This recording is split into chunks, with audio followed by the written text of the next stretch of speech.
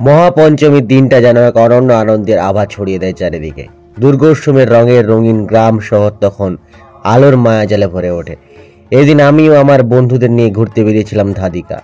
পুজো মানেই শুধু মণ্ডপ দর্শন নয়, বন্ধুদের সঙ্গে হাসি আড্ডা, মেলা ঘোরা আর আনন্দে ডুবে থাকা এক অন্যরকম অনুভূতি।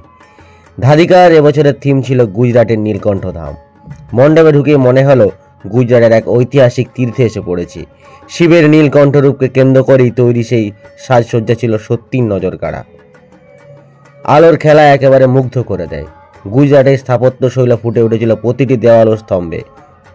মণ্ডপের ভেতরে প্রবেশ করলে ভক্তি মিশ্রিত এক প্রশান্তি মন ছুঁয়ে যায়। আমরা বন্ধুরা প্রতিটি কোণা ঘুরে দেখলাম, ছবি তুললাম। চারিদিকে ভিড় থাকলেও আনন্দের কোনো অভাব ছিল না। প্রতিমার মহিমা, থিমের নিখুঁত উপস্থাপনার আলোকসজ্জায় মিলন এক অপূর্ব সৌন্দর্য সৃষ্টি করেছিল। আমাদের পরবর্তী ডেস্টিনেশন ছিল বাঁকুড়া। তো এই মুহূর্তে আমরা দাঁড়িয়ে আছি মধ্য কেন্দুয়াড়ি সার্বজনীন দুর্গাপূজা কমিটি। তাদের এবারে থিম হচ্ছে নারী শক্তি। আদ্যশক্তি দুর্গা মা শুধু মন্দির বিনাশিনী নন, তিনি প্রতিটি নারীর অন্তর্নিহিত সাহস, জাগরণ ও সৃষ্টি শক্তির প্রতীক। আমাদের সমাজে মা, বোন, কন্যা, সহধর্মিণী প্রত্যেক নারীর মধ্যেই বিরাজ করছে এক আদ্যম শক্তি, যা যুগে যুগে অন্যায়ের বিরুদ্ধে প্রতিবাদ করে চলছে। এই থিমের মাধ্যমে বোঝানো হয়েছে নারী শক্তি শুধু সংসারের বা পরিশ্রমে সীমাবদ্ধ নয়, তিনি সমাজ গড়ার মেরুদণ্ড। তারপর আমরা চলে যাই কাঠজুটিনাগার নবজাগরণ সংঘ। তাদের থিম হচ্ছে মাটির ঘরে মা। মাটির ঘর বাঙালির ঐতিহ্য, স্মৃতি ও আর শেকড়ের সঙ্গে জড়িত। এই ঘরেই জন্ম নেয় স্নেহ, ভালোবাসা ও পারিবারিক বন্ধন। মাটির ঘরে মা দুর্গা আবির্ভাব যেন বোঝায় মাটির গন্ধে গ্রাম বাংলায় সহজ সরল জীবনে মা সর্বদাই বিরাজমান। দেবীর আগমন যেন মনে করিয়ে দেয় বিলাসিতা নয়, মাটির টানে মায়ের আশ্রয় খুঁজে পাওয়া এক প্রকৃতি শান্তি। এই থিম শুধু এক শিল্প নয়, এক আবেগ। গ্রাম বাংলার সরলতায় মায়ের চিরন্তন উপস্থিতি। তারপর চলে যায় হরেশ্বর মেলা। তাদের এবছরের থিম হচ্ছে ফেলে দেওয়া জিনিস সেগুলি শিল্পীর হাতে এক অন্য নবরূপ জিনিস সৃষ্টি উঠেছে এবং খুব সুন্দর দেখাচ্ছে। এরপর প্রাণবন্ত পল্লীতে এবারের থিম বারাণসীতে রাধারানী, বাঁকুড়ায় ছড়ালেন অমৃতবাণী। থিমটি বৈষ্ণব ভাবধারার সঙ্গে বাঁকুড়ার লোকসংস্কৃতির এক অপূর্ব মূলবন্ধন। কাশীর আত্মাধিক রাধারানীর প্রেমভাব যেমন মহিমা ছড়ায়, তেমনি বাঁকুড়ার মাটিতে বৈষ্ণব পদাবলী আজও মানুষের মনকে সিক্ত করে। মণ্ডপে ফুটে বারাণসীর ঘাট, রাধাকৃষ্ণের অনন্ত প্রেম ও বাঁকুড়ার মাটির শিল্পকলার অমরসায় থিম বার্তা। ভক্তি, প্রেম ও ভ্রাতৃত্ব মানবতার আসল শক্তি, যা যুগে যুগে সমাজকে পথ দেখায়। এই থিমকে দেখলে মন খুব শান্ত হয়ে যায় এবং থিম এবং মাতৃ প্রতিমা অত্যন্ত মিষ্টি, মধুর ও অপূর্ব দৃশ্য এবং প্যান্ডেলের চারিদিকে রাধাকৃষ্ণর ছবি দেওয়া আছে। এরপর আমরা চলে যাই রবীন্দ্র সরণি, যেটি একদম রাস্তার পাশেতেই পুজো এবং মা এখানে খুব সুন্দরভাবে বিরাজমান ডাকের সাজে এবং প্যান্ডেলের অ্যাম্বিয়েন্স সেটা মনোমুগ্ধকর। একটি কৃত্রিম প্রকৃতি সৃষ্টি করেছে থিমের মাধ্যমে। একদিকে আছে দেবাদিদেব মহাদেবের মন্দিরের মতো অনেকগুলি শিবলিঙ্গ এবং এই জায়গাটি খুবই একটি মনোমুগ্ধকর। তো তারপর আমরা চলে যাই সোনালী আবাসন। এটি হচ্ছে বাঁকুড়া স্টেশন যেতে পড়ে এবং এখানে একটি অ্যাপার্টমেন্টের মধ্যে পুজোটা হয় এবং খুব সুন্দর, ছোটোর মধ্যে একদম মনোমুগ্ধকর কারুকার্য করেছে। পুরোটাই স্পঞ্জ ও সোলার মাধ্যমে করেছে এবং মাতৃ প্রতিমার মুখ অপরূপ সুন্দর এবং দেখতেও খুব ভালো লাগছে। আর এই যে আমি তো কেমন আমাকে দেখাচ্ছে একটু কমেন্টে অবশ্যই জানাবে। আর এটাই হচ্ছে আমার দুর্গাপূজার প্রথম লং ভিডিও, তো অবশ্যই কমেন্টে জানাবে কোন জায়গাটায় কোথায় কতটা ভালো লাগলো। এরপর আমরা চলে যাই বাঁকুড়ার বিখ্যাত সেই পুরা সিনেমা পাড়া এবং তাদের সিনেমা রোডের পুজো হচ্ছে সিনেমা পাড়া। বিভিন্ন ধরনের 90s এবং 2000-এর সিনেমা, যেখানে আছে পুষ্পার থেকে শুরু করে একদম আনন্দ আশ্রম, গদর থেকে শুরু করে বিজয়পাত এবং বাঁকুড়া সিনেমা, যেটা এককালীন ছিল এখন বর্তমানে বন্ধ, এবং পুরনো অভিনেতা অভিনেত্রী, নতুন অভিনেতা অভিনেত্রী সব মিলিয়ে একাকার একটা মেলবন্ধন সৃষ্টি করেছে বাঁকুড়া সিনেমা। এবং এত সুন্দর থিম, সত্যি মনটা জুড়ে যায়। একদম বাহুবলীর থেকে শুরু করে ধূমকেতু সব আছে এবং এত সুন্দর অ্যাম্বিয়েন্স, ভেতরটা জাস্ট মনোমুগ্ধকর।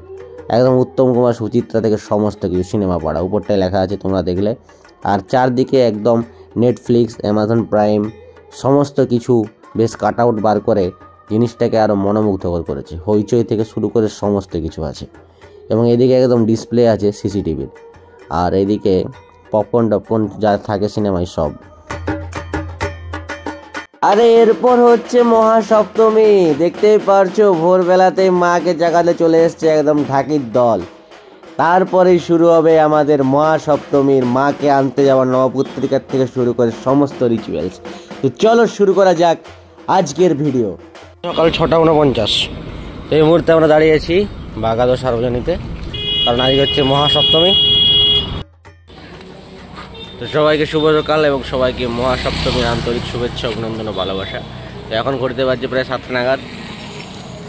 তো এখন আমরা যাব মণ্ডপে। তারপর আর কি বিভিন্ন রিচুয়ালস মেনে নবপত্রিকা অর্থাৎ মাকে আনা হচ্ছে, এবং নবপত্রিকায় থাকে 9টি গাছ।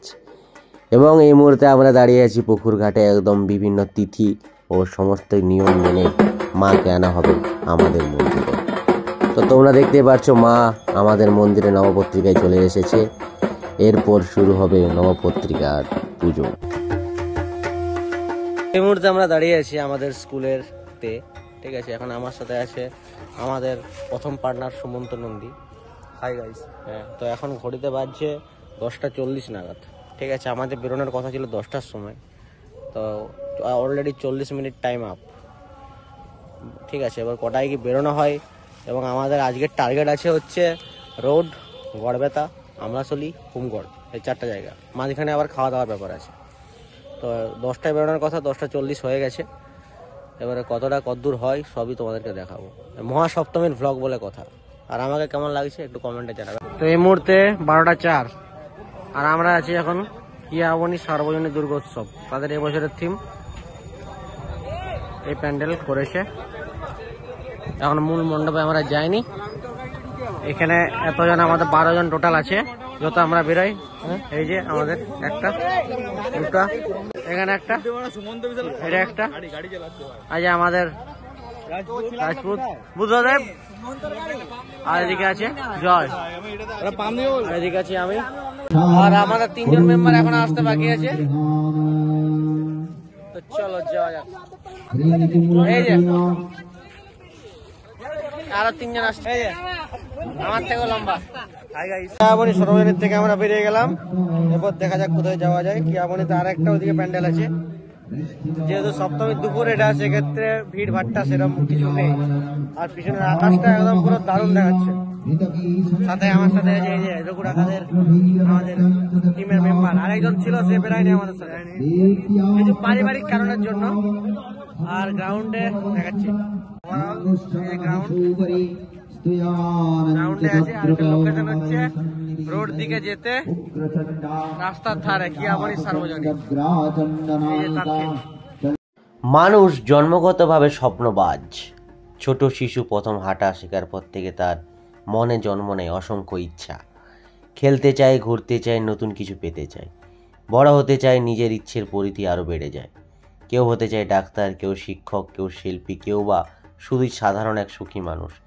এইসব ইচ্ছেগুলোকে আসলে মানুষের মনের ডানা, যা তাকে এগিয়ে নিয়ে যায় জীবনের আকাশের দিকে। এই কারণেই ডাক্তারপাড়া এবারের দুর্গোৎসবের মূল ভাবনা রাখা হয়েছে ইচ্ছে ডানা। স্বপ্ন ভাবনায় মানুষের ভিড়, জীবনের আশা, স্বপ্নের আর সাধনার সমন্বয়ের গড়া। প্রত্যেকের কিছু না কিছু ইচ্ছে থাকে।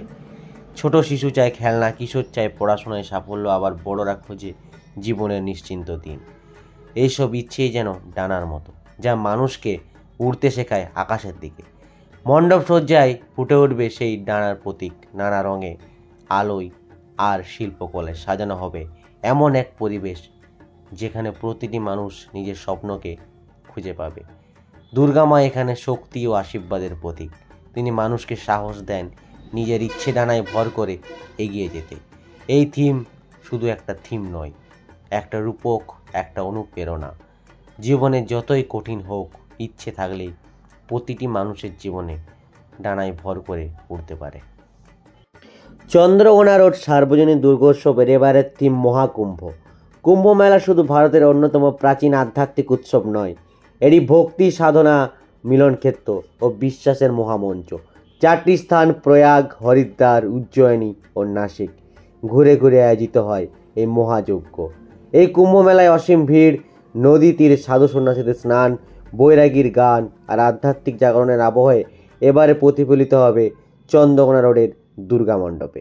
মণ্ডপ সজ্জায় ফুটে উঠবে গঙ্গা যমুনার মিলন ক্ষেত্র, নদীর তীরে দাঁড়ানো সাধু, বেদপাঠ আর অসংখ্য মানুষের মঙ্গল। শিল্পীরা মণ্ডপে এমন এক পরিবেশ সৃষ্টি করবে যেখানে মনে হবে দর্শনার্থীরা যেন সত্যিই মহাকুম্ভের মহাসমাবেশের সাক্ষী। রং, আলো আর শিল্পকলার ছোঁয়ায় প্রতিটি কোণায় প্রতিফলিত হবে আধ্যাত্মিকতার সেই অনন্য মহিমা। কিন্তু এখানে একটি ভিন্ন মাত্রাও রয়েছে। মহাকুম্ভ কেবল ধর্মীয় আচার নয়, এটি একতা ও সমবেত শক্তির প্রতীক। কুম্ভ মেলায় যেমন অসংখ্য মানুষ মিলিত হয় এক বিশ্বাস, তেমনি দুর্গা পূজাতেও সমবেত হন সকল শ্রেণী পেশার মানুষ। মা দুর্গা এই মিলন কেন্দ্রবিন্দু, যেন ভক্তির আশীর্বাদ অশুভ শক্তিকে দমন করে সত্য ও ধর্মকে প্রতিষ্ঠা করে। চন্দ্রকোনা রোডের এই থিম দর্শনার্থীদের মন করিয়ে দেবে আধ্যাত্মিকতা মানে শুধু পূজা নয়, ভ্রাতৃত্ব, সহমর্মিতা আর মানবতার সংহিতাও বটে। মহাকুম্ভ থিমের মাধ্যমে তাই বার্তা দেওয়া হয়েছে, যেমন নদীর স্রোতে মিলেমিশে যায় কোটি মানুষের বিশ্বাস, তেমনি মানুষের প্রতিটি মানুষ মিলন গড়ে তোলে সম্প্রীতির সেতুবন্ধন।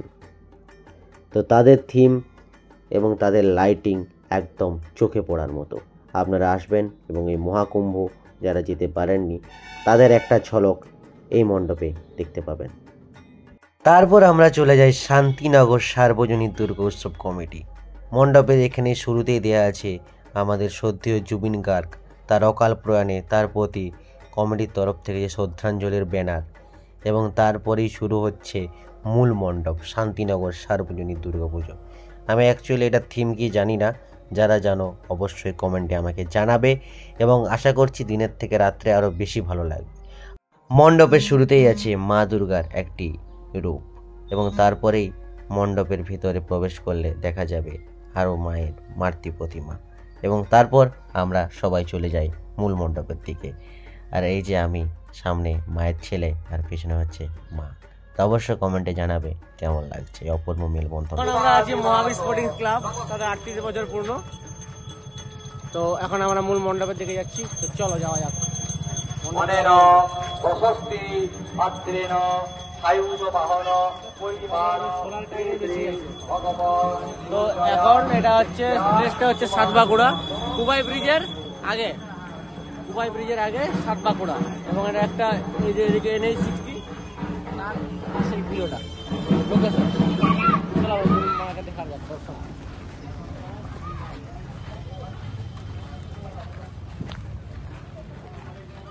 আমার অ্যাসিস্ট্যান্ট